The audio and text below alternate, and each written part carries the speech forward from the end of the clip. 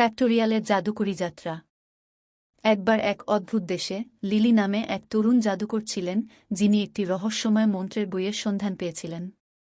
তিনি যখন বইটি পড়া শুরু করলেন, তখন তিনি হঠাৎ ফ্যাক্টোরিয়াল নামের একটি মজার সংখ্যার খেলা আবিষ্কার করলেন, যা হল একটি নির্দিষ্ট সংখ্যা পর্যন্ত সমস্ত ধনাত্মক পূর্ণ সংখ্যার গুণফল।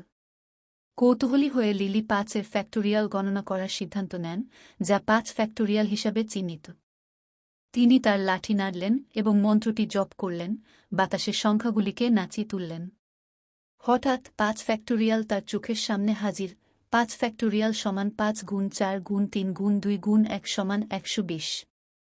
লিলি ফ্যাক্টোরিয়ালের জাদু দেখে বিস্মিত হয়েছিলেন এবং চিন্তা করে দেখলেন, এখন বিভিন্ন শব্দ বিন্যাসেও এই ম্যাজিকটি কাজে লাগাবেন।